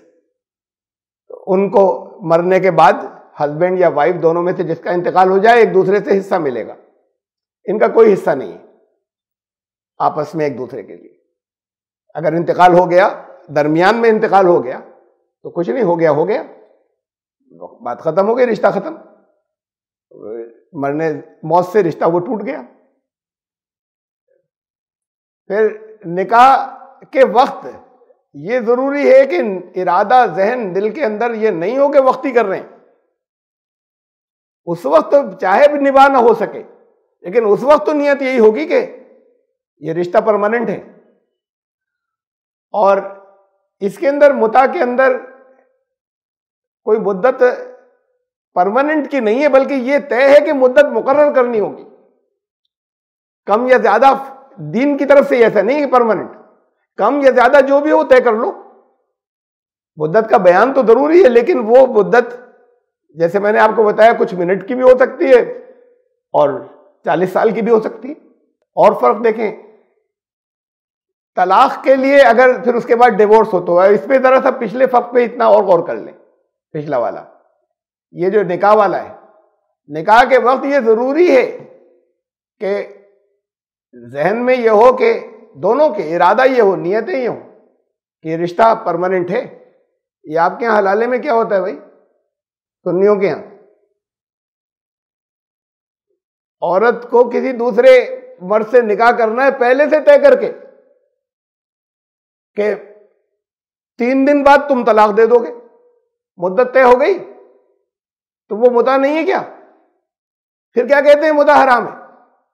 اور متع حرام ہے تو وہ حلال حرام ہے. وہ تو پھر وہ نکاح کب رہا جس کے اندر مدت طے کر لی کہ بھئی تم اگلی صبح طلاق دے دینا یا 3 دن بعد طلاق دے دینا، اور پھر ہمیں اس سے پہلے والے سے کرنا ہے نکاح جا کر. جب تم نے یہ طے کر لیا آپس میں، اور دل میں بھی ہے اگر نیت، زبان سے نہیں کہا تھا، تب بھی وہ نکاح ہی نہیں، وہ نہیں ہوا. سنیوں کے نزدیک جیسے نکاح کہتے ہیں وہ تو متع ہوا. اور متع یہ اس میں اب کوئی ڈسپیوٹ سنیوں کے نہیں ہے کہ اب متع جو ہے وہ حرام ہے اور بدکاری ہے. تو پھر وہ حلالہ بدکاری نہیں ہے جو حلالے کی جو موجودہ رائج شکل ہے. متع کو حرام کہتے ہیں بھی تم اسے بھی جائز کرو، یا حلالے کو بھی وہ جیسے حلالہ جو کہلاتا ہے اسے بھی حرام کو. خیر آگے چل رہے ہیں. طلاق کے لیے 2 گواہ ثالثی ضروری ہے. قرآن کہتا ہے پابندی نہیں کرتے اس کے سنی، لیکن اصل میں ہے یہ قرآن و حدیث میں کہ اگر ڈیورس ہو وہاں تک تو میں نے رشتوں ہونے کی بات کی تھی، اب رشتہ ختم ہونے کی بتا رہا ہوں. فرق کیا ہے کہ ثالثی ضروری ہے. اب تو کورٹ نے بھی یہاں انڈیا میں طے کر دیا ثالثی کے بغیر طلاق نہیں مانی جائے گی. وہ ہوئی تھی یا نہیں ہوئی تھی؟ میڈیشن ہوا تھا یا نہیں ہوا تھا؟ اور پھر طلاق کے وقت 2 گواہ ضروری ہیں. حدیث ہے، کرتے نہیں پرواہ. یہی تو سارا جھگڑا تھا یہ 3 طلاقوں والا. اس کے اندر یہ بھی تھا شامل. کہہ دیا آپ نے، کہیں سے بھی کہہ دیا طلاق ہو گئی. اس میں طلاق نہیں ہوتی، فسق کہلاتے، یعنی نکاح کینسل، یعنی ٹوٹ گیا. یوں کہہ لیا نکاح تھا ٹوٹ گیا، ورلڈ طلاق نہیں ہے. کوئی طلاق نہیں دی جاتی اور کسی گواہ کی ضرورت نہیں ہے. یہ تو پہلے سے ٹائم پیریڈ طے کر لیا تھا نا، بس وہ کافی ہے. اب اس ٹائم پیریڈ میں ہسبینڈ بخش سکتا ہے، اسے بخشنا کہتے ہیں. مثلاً یہ کہ 1 مہینے کا مطاع کیا تھا، 10 دن بعد اس نے کہا میں نے 20 دن تمہیں بخش دیے، ٹوٹ گیا 10 دن کے بعد. لیکن طلاق نہیں ہوتی. اگر وہ بخش سکتا ہے کچھ مدت جو ہے، وائف نہیں کر سکتی کچھ. اس کے اندر یہ جو ہسبینڈ وائف ہی کہہ رہے ہیں وہ صرف ایک دوسرے کو، اس میں متوالی وائف، تو متوالی وائف جیسے یہ خلا مانگ سکتی ہے، وہ اس کو کوئی رائٹ نہیں ہے. وہ ایک جو طے ہو گیا وہ اتنے دن اس کے ساتھ میں اس کا نکاح متع ہو گیا، وہ اپنی مدت پر ختم ہوگا، خود بخود ختم ہو جائے گا. اس مدت کے درمیان میں کوئی اس کو رشتہ نہیں دے سکتا لڑکی کو. بھی تو نکاح میں ہے پہلے سے، نکاح متع میں. اس مدت کے درمیان میں یہ بھی طے نہیں کر سکتے کہ ہم پرماننٹ والا نکاح کر لیں. جب یہ ایکسپائر ہو جائے گا تب آپس میں نیکسٹ متع کی مدت طے کر لیں، یا پرماننٹ والے نکاح کی کر لیں یا چھوڑ دیں. نیکسٹ ہے کہ پیریڈز کے دوران جو طلاق دی جائے گی وہ ویلڈ نہیں ہے. یہ نکاح میں ہوتا ہے، اس درمیان میں تم طلاق نہیں دے سکتے. یہاں کوئی قید نہیں ہے ایسی، اس لیے کہ طلاق ہی نہیں ہے. یہاں تو ٹائم تھا، وہ ٹائم پورا ہوا، رشتہ ختم. یہاں طلاق کی عدت جو ہے وہ 3 طہر ہے اس کے اندر، انڈسپیوٹڈ نکاح کے اندر. یہاں طلاق تو ہے نہیں، لیکن عدت گزارنی ہوگی رشتہ جب ختم ہوا تو وہ عدت جو ہے وہ آدھی ہے، ہاف. اب اسے تھوڑا سا اس میں ڈسپیوٹ ہے، اس میں کوئی 45 ڈیز کہتا ہے، کوئی اسے 60 دن کہتا ہے، کوئی اسے 50 دن کہتا ہے، کوئی 45 سے کچھ کم کہتا ہے. اس میں بڑی تعداد اسے 45 ڈیز کہتی ہے کہ عدت جو ہے وہ ان کی نکاح متع کی جب ختم ہو تو اس کے بعد 45 دن رکنا ہوگا اگلا کسی اور سے نکاح کرنے میں. یہ تو کنٹینیو کر سکتے ہیں فوراً، اگر اگلا متع کر لیں اسی سے کانٹریکٹ، بیچ میں نہیں طے کر سکتے. وہ ختم ہو جائے پھر اگلا متع طے کر سکتے ہیں آپس میں کہ کنٹینیو رہے گا. لیکن اگر بریک کر دیا تو پھر اس کے بعد اس کا کسی سے نکاح یا متع نہیں ہوگا جب تک یہ عدت نہیں گزار لے. تو یہاں عدت بھی اس کی کم ہے. کچھ مصلحتیں ہوں گی جو 3 طہر رکھے تھے، یا رفلی 3 مہینے کہہ لیں. ایگزیکٹ 3 مہینے نہیں ہوتے 3 طہر، اس کے زیادہ تقریباً 4 مہینے تک بھی ہو سکتے ہیں. اس کی کچھ مصلحت ہوگی جو شریعت نے رکھی تھی. اور یہ بالکل کلیئر بات ہے کہ تھا اس لیے کہ حمل ظاہر ہو جائے. اس پر میں بہت تفصیل سے سورہ بقرہ میں بیان پوری تفصیلات رکھ چکا ہوں کہ ایسا نہیں ہے کہ 1 ہی مہینے کے بعد یا 1.5 مہینے کے بعد ایسا ہو جاتا ہے کہ پریگننسی کلیئر ہو جاتی ہے. پریگننسی کلیئر جو ہے وہ یعنی جہاں تک ٹیسٹ کا سوال ہے، یہ تک ایسے بہت کیسز ہیں، میں نے مثالیں دی تھی کہ بالکل چند دن پہلے تک پتہ نہیں تھا اور 9 مہینے گزر چکے ہیں اور پریگننسی نہیں تھی اور سامنے سے بھی علامات نہیں تھی اور پریگننسی کا کچھ پتہ نہیں تھا اور کوئی ٹیسٹ نہیں تھا، اور پھر یہ ہوا کہ اچانک طبیعت خراب ہوئی، دیکھا تو پھر اس کا فل ڈیلیوری ہو گئی. ایسے کیس ہوتے رہتے ہیں. تو اس لیے اسلام نے اتنی مدت رکھی ہے کہ درمیان میں وہ پھر اس کے بعد ٹیسٹ کرانے کے بعد پریگننسی کلیئر ہو جائے. تو کچھ اس کی مصلحتیں ہیں اتنا ٹائم رکھنے کی، اور اصل مصلحت یہی ہے کہ یہ معلوم ہو جائے کہ کہیں پریگننٹ تو نہیں ہے. تو پھر وہ مصلحتیں ساری ختم ہو جاتی ہیں جب آپ اسے 45 ڈیز کر دیں تو، اس کا آدھا کر دیں. بہرحال یہ آدھا ہے. نمبر 9، عدت کے بعد جو ہے وہ قرآن کہتا ہے وَلِلْمُطَلَّقَاتِ مَتَاعٌ بِالْمَعْرُوفِ.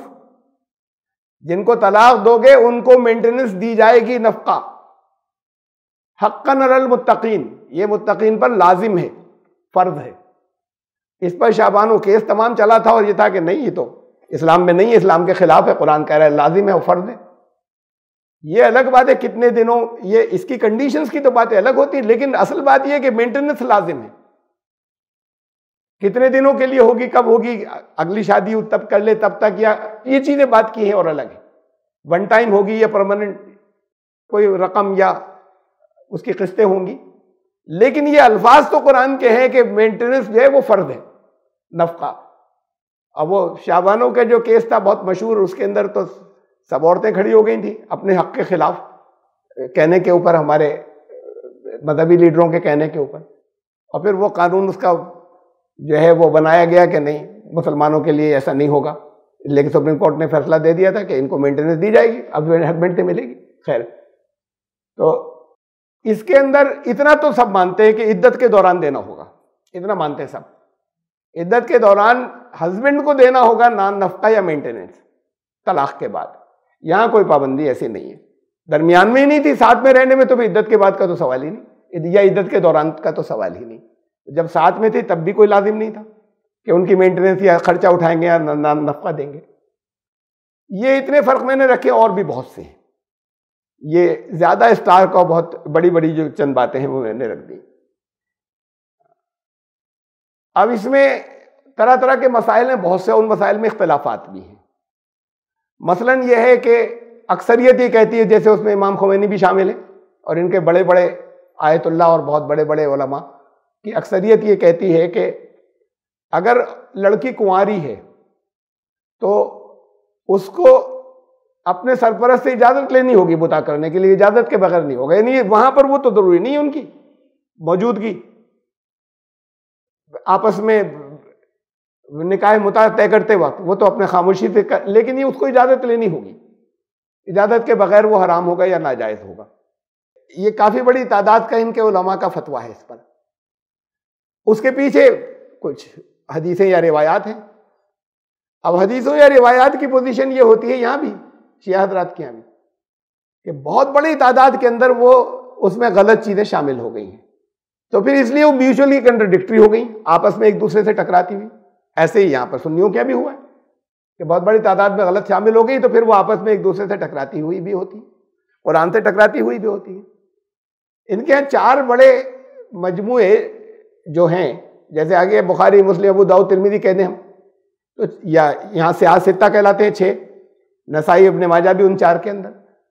ان کے یہاں جو 4 بڑے مجموعے ہیں، ان 4 میں ایک ہے شیخ صدوق کا کلیکشن حدیثوں کا یا روایات کا، جس میں زیادہ تر وہ جو روایات یا حدیثیں ہوتی ہیں وہ ان سے بیان کی جاتی ہیں ائمہ سے، یہ جو 12 امام تھے یا 11 ان میں سے کسی ایک سے، 12ویں تو ان سے رابطہ ہی نہیں تھا۔ ان میں سے 4 جو ان کے یہاں سب سے اوتھینٹک مانے جاتے ہیں، اس میں ایک شیخ صدوق کا ہے، اس کا نام ہے من لا یظہر الفقیہ، اس مجموعے کا نام، اور بڑا مطلب وہ ان 4 سب سے امپورٹنٹ یا اوتھینٹک کے اندر آتا ہے۔ اس میں ایک روایت وہ لائے ہیں امام جعفر صادق رحمۃ اللہ علیہ سے، کہ ان سے یہ پوچھا گیا امام جعفر صادق رحمۃ اللہ علیہ سے کہ کنواری لڑکی یا باکرہ جو ہے اس کے لیے کیا سرپرست کی اجازت لینی ضروری ہے؟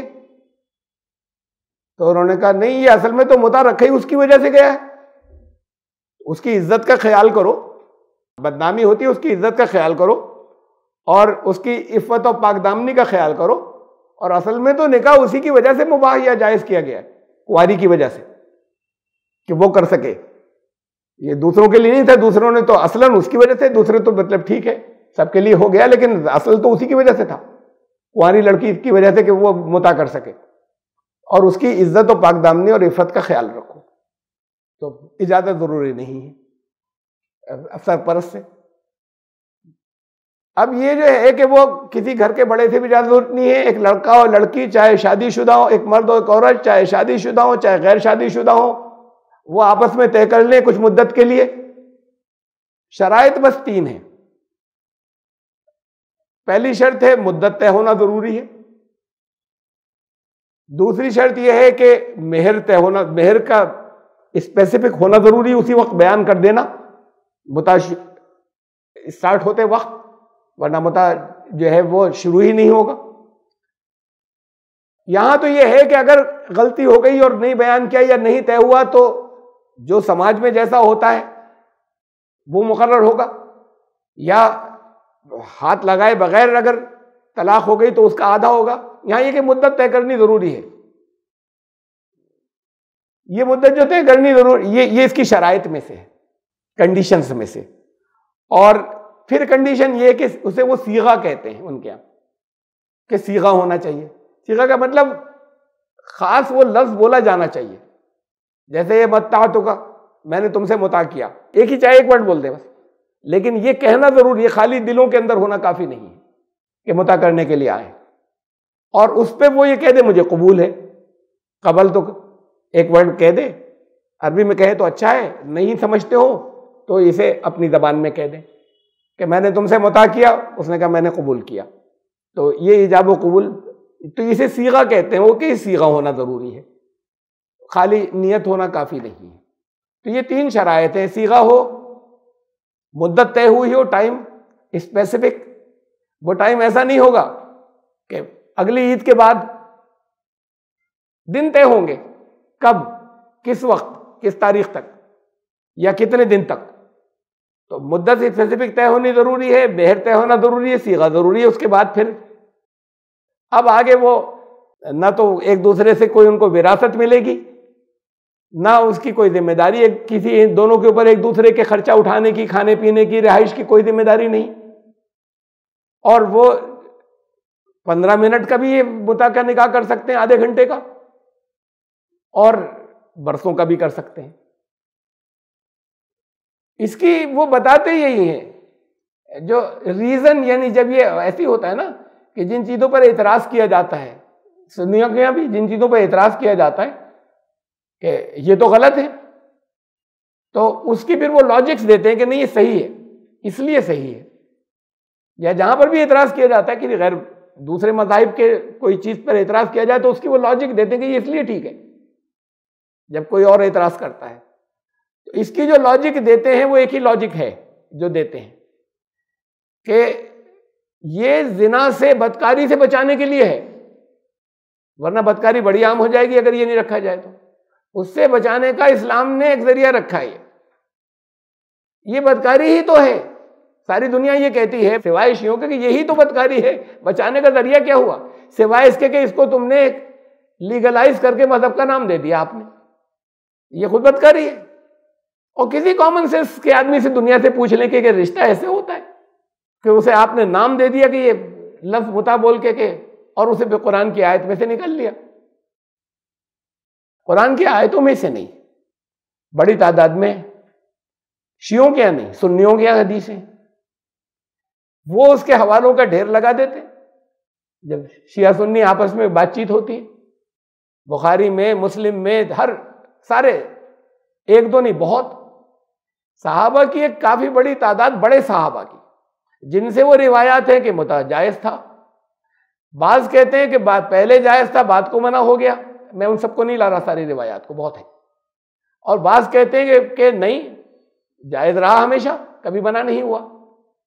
کہا جاتا ہے حضرت ابن عباس کے بارے میں خاص طور سے، اور بہت سے نام لیتے ہیں شیعہ حضرات اور وہ دیتے ہیں حدیثوں کے حوالے جو سنی مجموعوں میں، تو مثلا حضرت ابن عباس وہ کہتے ہیں کہ جائز ہے اور جائز رہا ہمیشہ، اور سنی کہتے ہیں کہ حضرت ابن عباس نے رجوع کر لیا تھا، ان کی رائے شروع میں یہ تھی اور انہوں نے اپنی رائے واپس لے لی تھی، ان تک بات پہنچی نہیں تھی۔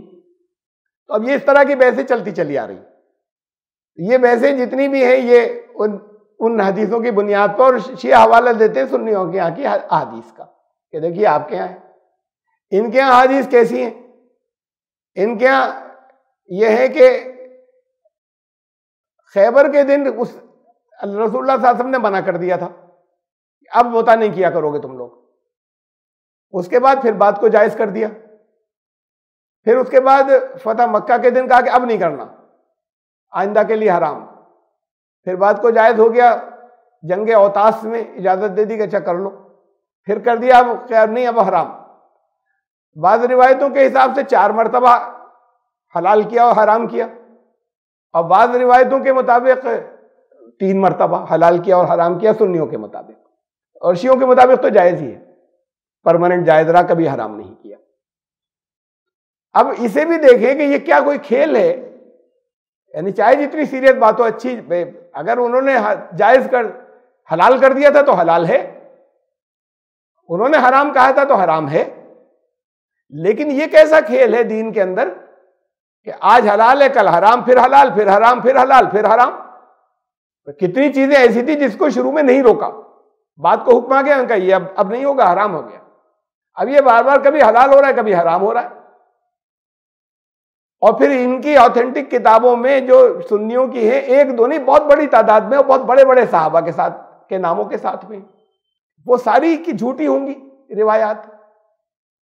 دیکھیے قرآن کو دیکھیں ہم، یہ جو 3 آیتیں ہیں سورہ مومنون میں بھی اور سورہ معارج میں بھی، سورہ نمبر 70، سورہ 23، یہ 3 آیاتیں بہت چھوٹی چھوٹی تھی، یہ ایک ساتھ آئی ہیں، مطلب ایک ہی ورڈ سے ریپیٹ ہوئی ہے 2 جگہ ہے، اس لیے میں نے حوالے 2 لکھ دیے اس میں، یہ 3 آیتیں ملا کر، اور شروع ہو رہا ہے یہ بیان قد افلح المؤمنون، وہ ایمان والے فلاح پا گئے، ان کی صفات بیان ہونی، ان میں سے ایک یہ ہے والذین هم لفروجہم حافظون، جو اپنی شرمگاہوں کی حفاظت کرتے ہیں، الا علی ازواجہم او ما ملکت ایمانہم فانہم غیر ملومین، سوائے اس کے شرمگاہوں کی حفاظت کرتے ہیں لیکن جن سے اجازت ہے تعلق رکھ سکنے کی، وہ ان کی بیویاں یا باندیاں، دیکھیے اور لفظ ہے یا، بیویوں کی موجودگی میں نہیں، نکاح بھی نہیں ہوگا، اگر بیویاں نہیں ہو تو باندیوں سے نکاح کر سکتے ہیں، یہ میں آگے آیت نمبر 25 میں آ رہا ہے اسی سورہ نساء کی۔ بہرحال ابھی تو اس آیت کو دیکھیں، خالی بیویاں یا باندیاں، اس کے علاوہ فَمَنِ ابْتَغَىٰ وَرَاءَ ذَٰلِكَ فَأُولَٰئِكَ هُمُ الْعَادُونَ، اب اس سے آگے کوئی اگر بڑھا اپنی اس خواہش کی تلاش میں تو پھر وہ لوگ حدوں سے گزر جانے والے ہیں۔ تو قرآن بہت واضح طور پر منع کر چکا کہ یہ 2 رشتے ہیں جائز، بیویوں سے نکاح یا باندیوں سے نکاح، اور اصل میں تو ایک ہی رشتہ ہوا ہی، یہ دونوں ایک ساتھ نہیں جائز۔ تو اس کے علاوہ قرآن کہتا ہے کوئی رشتہ جائز نہیں ہے، تو کدھر سے یہ نکاح متع ہو گیا؟ یہ متع کہاں سے آ گیا؟ اپنی بیویاں، وہ بیویاں نہیں ہوتی جو نکاح جو ٹیمپریری ساتھی ہوتی ہیں۔ اب یہ آیت جب پڑھی، جب رکھی جاتی ہیں، یہ رکھتے ہیں سنی، جب یہ متع پہ گفتگو بات چیت چلی آ رہی ہے نا، ابھی تو 1000 سال سے بحث ہے، یہ جب آیت سنیوں کی طرف سے آتی ہے تو شیعہ کہتے ہیں یہ آیت اصل میں مکے میں آئی تھی، دونوں سورہ معارج بھی اور سورہ مومنون، یہ مکے میں نازل ہوئی تھی، اور یہ متع والی بات جو ہے یہ بات کو اس کے بعد تک چلی ہے، اور بات کو تو یہ تو اصل میں شروع کی مکے کی دور کی بات ہے، تو مکے کے دور میں منع کیا تھا لیکن بات کو اجازت دے دی، بات کو، اس کا مطلب یہ منسوخ ہو گئی، یہی تو مطلب ہوا، اب ٹکرا رہی ہے تو اب یہ تو آپ لوگوں پہ واضح ہے، یہ تو بہت سی چیزوں کے بارے میں سننی بھی کہتے ہیں کہ یہ فلاں آیت منسوخ ہو گئی، میں نے ہر مرتبہ جو اس آیت کے بارے میں کہا ہے اسے کلیئرلی بتایا، ثابت کیا ہے کہ ایک بھی آیت منسوخ نہیں ہوئی، یہ تو بہت بڑا فتنہ ہے، اس کی وجہ سے کتنی ہی غلط مسائل اخذ کر لیتے ہیں، مان لیتے ہیں کہ قرآن کی آیت منسوخ ہو گئی، کبھی نہیں منسوخ ہوئی، کبھی نہیں منسوخ ہوئی، کوئی آیت نہیں منسوخ ہوئی، کوئی لفظ، ایک لفظ بھی کبھی قرآن کا کینسل نہیں ہوا، کینسل وہاں ہوگا، منسوخ وہاں ہوگا جہاں قانون بنانے والے کو معلوم نہیں ہو آگے کہ آگے تو بھئی یہ قانون ذرا ٹھیک نہیں چلے گا، تو پھر اب اسے کینسل کرو، دوسرا بناؤ۔ تو جو جس کو غیب کا علم ہے، جو ہمیشہ کے لیے سب چیزوں کا علم ہے جس کو، اس کے یہاں اس کا سوال ہی نہیں کہ وہ قانون کو ہر تھوڑے دن بعد بدلے گا اور کہے گا پچھلا کینسل اب ماڈیفائی کر دیا، اور اگر 23 سال کے اندر بہت سا بار بار بدلنے کی ضرورت پڑ گئی تو پھر آج کے تب سے لے کے آج تک تو بہت سے بدل جانے چاہیے، اور بدلنا چاہیے بالکل، اگر 23 سال میں بہت سی چیزیں جو ہیں بدل جائیں گی تو اللہ کے نے تو کہا کہ وَتَمَّتْ كَلِمَتُ رَبِّكَ صِدْقًا وَعَدْلًا، تمہارے رب کے کلمات جو ہیں وہ صدق اور عدل کے ساتھ فائنل ہو چکے، فائنل، تمت، تمام ہو گئے، اب کچھ نہیں آئے گا، اس کے آگے کچھ بھی نہیں ہوگا، تو جو تمام ہو گئے، فائنل ہو گئے، اس میں سے کوئی منسوخ بھی نہیں ہوگا، جو فائنل ہو گئی جو چیز۔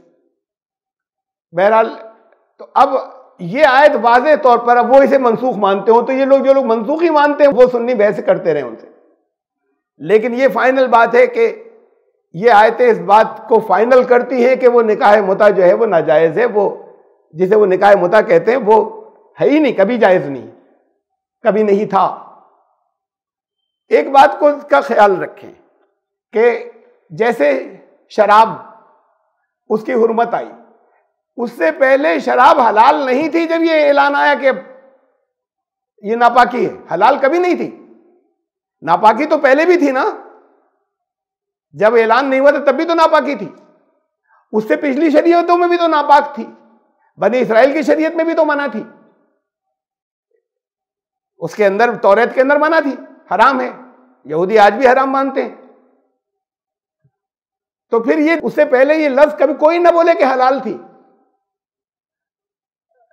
چیزیں کھوئی ہوئی تھیں، دین ختم ہوا تھا، دین کے احکامات لوگوں کو معلوم نہیں تھے، دھیرے دھیرے کر کے لایا گیا، اس سے پہلے حرمت کا واضح اعلان نہیں تھا تو اس پر کوئی پابندی نہیں تھی، جس چیز کا اعلان نہیں ہوا ہے وہ لوگ کر لیں، وہ ناپاک پھر بھی تھی، لیکن حرام بھی تھی، لیکن حرام ہونے کا اعلان نہیں کیا گیا تھا، حرام تھی، حرام ہونے کا اعلان نہیں آیا تھا، اعلان آ گیا رک گئے۔ ایسے ہی ایک چیز یہ بھی کتنے کسٹمز ایسے ہیں کہ زنا یا بدکاری ان کی گھٹی میں پڑا ہوا تھا، بے پناہ گھر گھر کے اندر بہت عام بات تھی، تو اس کو ایک دن سے ایک دفعہ میں منع کر دینے کے بجائے ہے تو حرام لیکن اعلان ایک دم سے نہیں آیا، اعلان بات کو ذرا سا رک کر آیا، اب اس سے پہلے کی مواخذہ نہیں ہوگا کہ اعلان نہیں کیا گیا تھا، ایک بات۔ ایک دوسری بات، حالت اضطرار، تھوڑا سا درس آج لمبا ہو رہا ہے لیکن اس موضوع کو میں پورا کر دوں۔ حالت اضطرار، ایسی بے چینی جو ناقابل برداشت ہو جائے، اس میں کوئی حرام حلال نہیں ہوتا، کبھی اس کا خیال رکھیے گا، حرام کا گناہ نہیں ہوتا، اگر ایسی سخت بے چینی ہو کہ برداشت سے باہر ہو جائے تو کسی حرام فعل کا گناہ نہیں ہوتا، اسے اضطرار کی حالت کہتے ہیں، اس حرام تو رہتا ہے، حلال نہیں ہوتا، کہ بھئی کسی نے حرام گوشت کھا لیا، حرام چیز اور کوئی کھا لی، اس لیے کہ ناقابل برداشت ہو گئی تھی بھوک، تو اس کا گناہ نہیں ہوگا، تھی تو حرام ہی، حلال نہیں ہو گئی اس حالت میں۔ تو یہ ایک عام اصول ہے، فمن اضطر غیر باغ ولا عاد فلا اثم علیہ، جو اضطرار کی حالت میں پھنس گیا، اس کا ارادہ نہیں تھا، دل سے نہیں چاہتا تھا بغاوت کرنا یا نافرمانی کرنا، کا ارادہ نہیں تھا لیکن مجبور ہو گیا، اضطرار کی حالت میں آ گیا، فلا اثم علیہ، اس کو گناہ نہیں ہوگا اس وقت، اتنی دیر جب تک وہ اضطرار کی حالت میں، جب وہ حالت ختم ہو جائے تو پھر گناہ ہوگا، اس کے بعد اگر پھر کرے گا تو۔ اس لیے اس کی یہ ایک ایسا ہو سکتا ہے کہ وہ جو بڑی تعداد میں ہسٹری کہہ رہی ہے اور ان کے اندر ان روایات میں آ رہا ہے، بجائے اس کے کہ ہم یہ کہیں کہ آل ٹوگیدر سب جھوٹی ہیں وہ، اور ہرگز نہیں ہوتا تھا ایسا کبھی، یہ ہو سکتا ہے کہ کچھ جنگوں کے موقع پہ، صرف جنگ اوتاس، جنگ خیبر، فتح مکہ، کچھ جنگوں کے موقع کے اوپر بہت بہت دنوں کے لیے لوگ باہر رہتے تھے، اس میں سب نہیں لیکن کچھ بہت بے چین ہو جاتے تھے، بڑے لمبے لمبے عرصے کے لیے باہر ہوتے تھے، اور باہر ہونے میں بھی پھر وہ دین کے لیے ان کی جان اپنی جان لگا رہے ہیں اور کھپا رہے ہیں، اور ڈیزرٹ کے علاقوں میں اپنے گھر سے الگ ہو کر جو کچھ لگے ہوئے ہیں، تو اس میں سب نہیں لیکن کچھ لوگوں کے ساتھ میں بڑی سخت بے چینی کے عالم ہوتے تھے، تو اس اضطرار کے اندر ہو سکتا ہے ان کو اجازت دے دی گئی ہو کہ بھئی اپنی ضرورت پوری کر لو، گناہ نہیں ہوگا۔ میں یہ اس لیے کہہ رہا ہوں کہ اس طرح کے اس مضمون کی چیز بھی ملتی ہے، دیکھیے اسے دیکھ لیں، ایک جگہ نہیں، بہت سی جگہوں پہ، یہ مسلم کی حدیث ہے، یہ بہت سی جگہوں پہ ملتی ہے، بہت سی ہیں، تو بات ایک ہی ہے، مختلف الفاظ میں۔ ابن شہاب نے کہا خالد بن مہاجر سیف اللہ نے مجھے خبر دی کہ میں ایک شخص کے پاس بیٹھا تھا، ایک دوسرا شخص آیا، اس نے متع کا فتویٰ پوچھا تو انہوں نے، وہی خالد مہاجر، انہوں نے کہا کہ ہاں متع تو جائز ہے، کر لو۔ ابن ابی عمرہ انصاری رضی اللہ عنہ نے کہا کہ ذرا ٹھہرو، تو انہوں نے، جنہوں نے کہا تھا کہ کر لو جائز ہے، تو انہوں نے کہا کیوں، اور پھر قسم کھائی اللہ کی قسم میں نے کیا ہے، امام المتقین صلی اللہ علیہ وسلم کے زمانے میں کیا ہے۔ تو پھر انہوں نے، جنہوں نے روکا تھا ابن ابی عمرہ، انہوں نے کہا کہ اول اسلام میں جائز تھا، اب آگے کے الفاظ سنیے، اس کے لیے جو نہایت درجے کا بے قرار، جیسے مستر کو مردہ اور خون سور کا گوشت وغیرہ حلال ہے، جو مستر ہو، اضطرار کی حالت میں ہو جائے، وہ مردار بھی کھا سکتا ہے، خون بھی اس کے اوپر حلال، مطلب خون بھی جو ہے وہ حلال لفظ تو غلط آ گیا ہے، لیکن خون جو ہے وہ اسے بھی وہ استعمال کر سکتا ہے اور سور کا گوشت بھی. تو پھر اللہ پاک نے ایسے ہی ان اول اسلام میں وہ کہہ رہے ہیں ان لوگوں کے لیے تھا، بس منع نہیں کرتے تھے، ان کو ڈائریکٹ حکم تو آیا ہی نہیں تھا لیکن ان کو منع نہیں کرتے تھے، ایسا نہیں تھا کہ سب عام طور سے کیا کرتے ہوں. پھر اللہ پاک نے اپنے دین کو مضبوط کیا اور اس سے منع فرما دیا. ایسی اور بھی احادیث ہیں، حضرت ابن مسعود سے ایک روایت مثلا، اور بھی صحابہ سے ہیں مختلف الگ الگ بہت سے مجموعوں کے اندر. مثلا اس میں تھا کہ انہوں نے کہا کہ ہم تو ایسا ہو گیا کہ بعض صحابہ آئے رسول یا رسول اللہ ہم اپنے آپ کو خصی کر لیں، اب ہم سے برداشت نہیں ہوتا. تو انہوں نے کہا اپنے کچھ مال کے بدلے تم جا کر کانٹریکٹ کر لو یہاں جو کہیں عورتیں ہوں علاقوں میں.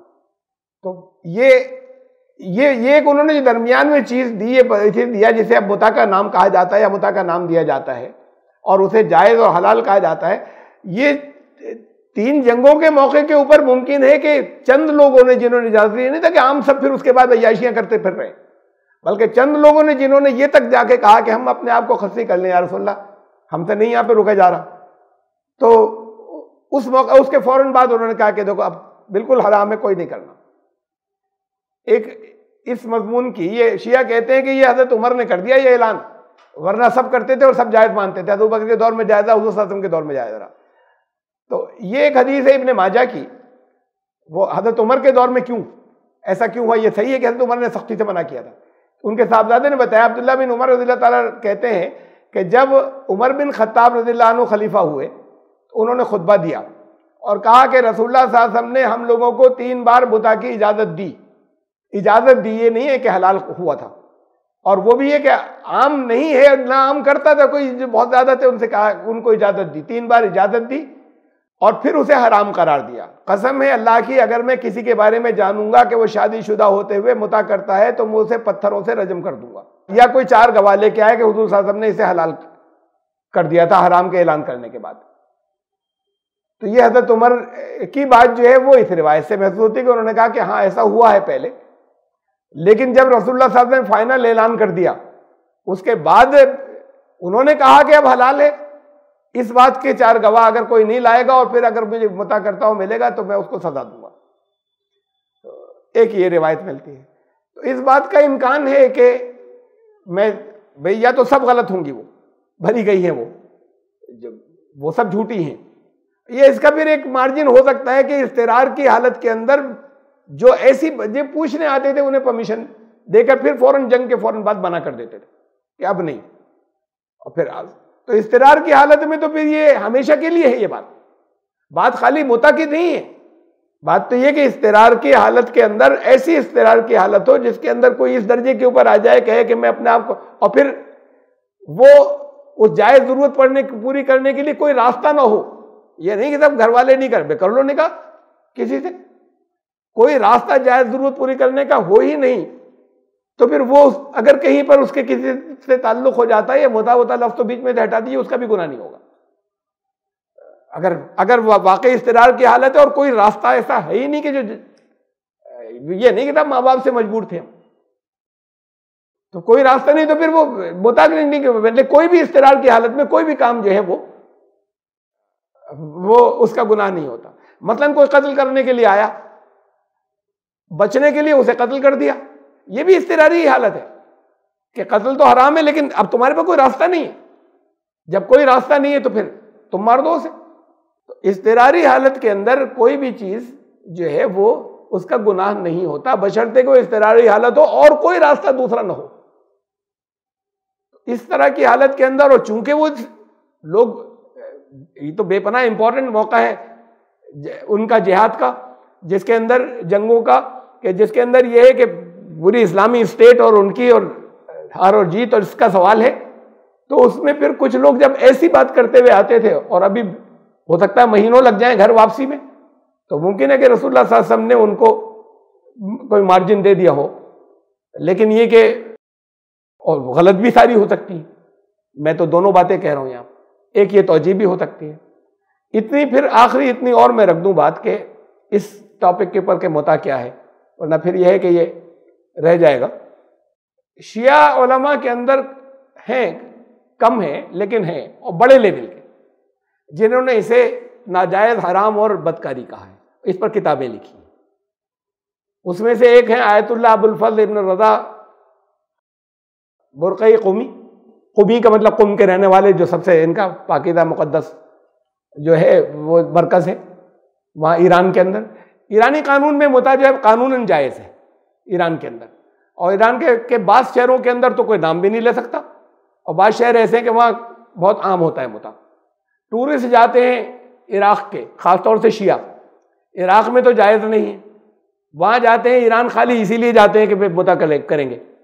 تو اب یہ ایسے ہی ہے کہ جیسے سیکس ٹورزم ہوتا ہے کہ سب تھائی لینڈ جا رہے ہیں، بینکاک جا رہے ہیں، کچھ اور ملک ہیں وہاں پہ جا رہے ہیں کہ وہاں جانے کے بعد جو ہے کہ ذرا عیاشی کریں گے، تو ایسے یہ سیکس ٹورزم والے ٹورسٹ آتے ہیں، ایران آتے ہیں بڑی تعداد کے اندر، اور آنے کے بعد وہاں پر پھر وہ متع، سب سے پہلی چیز آنے کے بعد، میں نے پڑھی ہیں یہ چیزیں اس لیے میں کہہ رہا ہوں، میں سب کو نہیں کہہ رہا، کتنے تو اسی لیے آتے ہیں، آنے کے بعد سب سے پہلی چیز ٹیکسی ڈرائیور اور اس سے کہ اب وہ پھر بتا دیتے ہیں کہ ہاں یہ موقع ہے، بتائیے کتنے میں کیا ڈیل کرا دیتے ہیں متع کا۔ جو خاص کچھ شہر ایسے ہیں جہاں زیادہ ہوتا ہے۔ ایک میں نے واقعہ ایک پڑھا کہ وہ، اچھا یہ عام طور وہ ہیں تو شیعہ عراقی، لیکن ایران عراق میں جنگ بھی ہو گئی، ایرانی جو ہیں وہ عراقیوں کے بہت خلاف ہیں عوام، حالانکہ وہ شیعہ ہیں جو وہاں کے آ رہے ہیں، عراق میں شیعوں کی اکثریت ہے۔ اب جو یہاں پر آئے تھے تو ایرانی ویسے ہی ان سے ذرا سا آپس میں اختلاف رکھتے تھے کہ عرب، یعنی کیوں عرب ہے، وہ عراق عرب میں شمار ہوتا ہے، تو عرب و ایرانوں کا بہت پرانا ذرا سا آپس میں کبھی میل نہیں بیٹھا، یہ بہت پرانا ہے۔ اس نے آگے کہا تو اس نے بہت ہی مطلب بری سی اس کو جواب دیا، گالی دے کے کچھ اپنی ماں بہنوں کا کچھ کر کے، اور اسے دھکا دے دیا، بھاگ یہاں سے، اپنی ٹیکسی سے اتار دیا۔ اس نے بھاگتے بھاگتے ہوئے لے کے گئے تھے، ٹیکسی کا نمبر نوٹ کیا، رپورٹ کی، وہ پکڑا گیا، اس کا لائسنس کینسل ہوا۔ نے کہا کہ میں نے تو اس کو کہا تھا کہ میں متع کرنا چاہتا ہوں، اب ایرانی قانون میں ہے متع، تو اس پر تم نے ٹورسٹ کو دھکا دے دیا اور گالی دی، تو اس کا لائسنس کینسل ہو گیا اور بڑی پینلٹی بھی لگی اس پر۔ تو اب یہ ایسے جیسے سیکس ٹورزم، ایسے ہی وہاں پر متع کے لیے لوگ جاتے ہیں، اور بہت سستا ہے ان کی کرنسی کے حساب سے۔ یہ جو متع جو ہوتا ہے وہ اس کے کاسٹ کافی کم ہے، ان کے بہت سے بعض ملکوں کے اعتبار سے کاسٹ ان کی کافی اکنامیکل بیٹھ جاتا ہے انہیں، جو اپنے ملکوں کے اندر جہاں جائز نہیں ہے وہاں بدکاری میں بڑے پیسے خرچ کرنے پڑتے ہیں۔ یہ انہوں نے اس کے اوپر لکھا ایک تفسیر تابشی از قرآن، فارسی کے اندر ہے تفسیر، اس میں بہت سے مسائل ایسے انہوں نے پورے اصلاح پر کام کیا کہ شیعہ حضرات کے یہاں کیا کیا چیزیں ایسی ہیں جس کی اصلاح کی ضرورت ہے شیعت کے اندر، تو بہت سے مسائل کے اوپر اختلاف کیا، اور ایک قرآن کی تفسیر میں بھی اس کے تفسیری نوٹ بھی ہیں، اور یہ اس موضوع پہ تو کتاب ہی لکھی، تحریم متع در اسلام، متع اسلام میں حرام ہے، اس موضوع پہ انہوں نے کتاب بھی لکھی تھی۔